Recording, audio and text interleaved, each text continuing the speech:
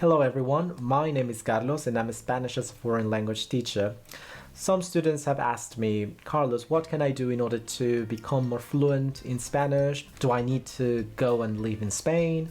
Do I need to find a Spanish-speaking boyfriend or girlfriend?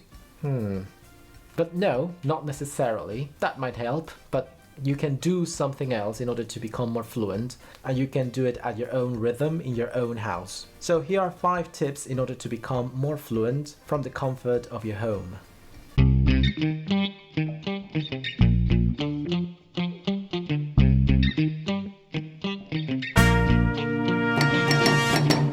First of all, guys, and this is not a secret, you have to find some time in order to practice your Spanish, or some time you can dedicate to your Spanish. It doesn't have to be a lot. Some people actually, they would like to go all the way and they spend an hour, 2 hours studying Spanish. It doesn't have to be like that. You can take 20 minutes, 10 minutes every day and it'll help. The key here is consistency. So tip number 1, watch or read something in Spanish. Now I know every teacher says that, oh, you have to find a way in order to immerse in Spanish, find a book, find a TV series. But the key here, find something that you like and something that you have seen before. For example, let's say you're a big fan of Harry Potter or Lord of the Rings. Watch it again, but watch it in Spanish. Why not? You know what's going on. You know the dialogues, you probably know what the person is going to say, so take advantage of that and listen to it, but in Spanish this time. Same thing with a book.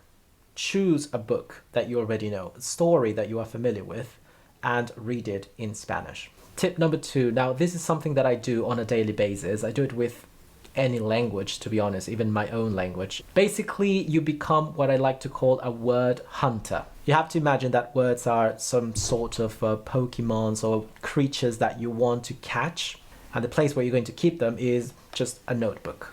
Basically, when I'm listening to a podcast, song, or watching a show, and I listen to a word that I find interesting, I catch it, I write it down on my notebook, and this is the way I work with it. So one example is one day I was watching David Attenborough, and it was a documentary about rhinoceros, and he used the word cantankerous. It was the first time I heard it, so I was like, okay, I'm gonna catch it.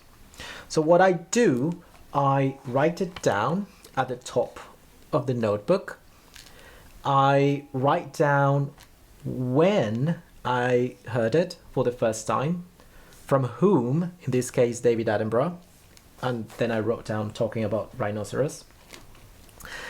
And then I write down an example using the word. And you can even draw something. This is in order to create a visual memory so you can come back to the word later on and make it yours. I also tend to go a bit further, and if I realize that I do need the pronunciation, I write it down next to the word, and also I write down synonyms. So that's a great way in order to acquire vocabulary. Tip number 3, this is related to music and songs. Everybody likes music. I know I do. Choose a song in Spanish, but it has to be, again, a song that you like. I mean, don't push yourself too much as well. I mean, if it's going to be hip hop or rap, I'm sure it's a nice song, but probably it's a bit too hard for learning Spanish. So be sensible about your choice of songs, but it has to be a song you like. The way I do it is very simple. I just take one verse at a time, and that's why I study every day. For example, right now I'm learning a very long song in French called Supplique pour être enterré à la plage de Sète. Maybe if you speak French, you know from whom it is. Yes, it's from Georges Brassens. It's super long, and if I wanted to learn it, and if I wanted to study it in one day or even a week, to be honest, I would be bored. It could even get frustrating. So what I do, I just took one verse a day, and that's what I study. I look up for words that I don't understand. I practice pronunciation, and basically then I sing because I really like the song. This is what I do, one verse at a time. And if there's something I don't understand, I write it down in Spanish, of course. And so far, I'm here.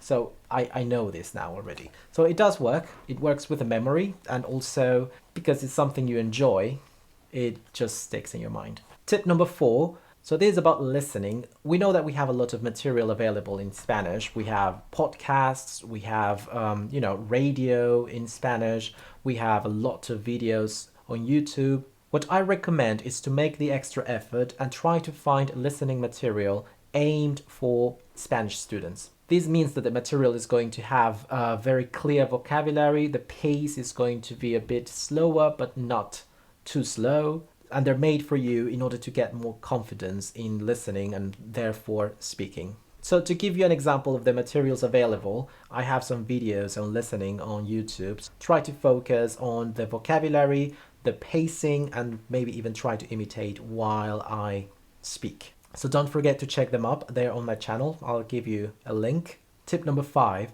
If you go to a browser and you search for a random question generator, it'll take you to these websites where actually they give you a question, and these are meant for breaking the ice in meetings or reunions. You can use it in your learning by simply answering these questions in Spanish. Sometimes if I have 5 minutes off, I'm on my phone, I just open it and I read a question, I answer it, I take 1 minute to answer it, and that way you practice speaking. What you can do as well, just write down questions that you can find on a daily basis in Spanish.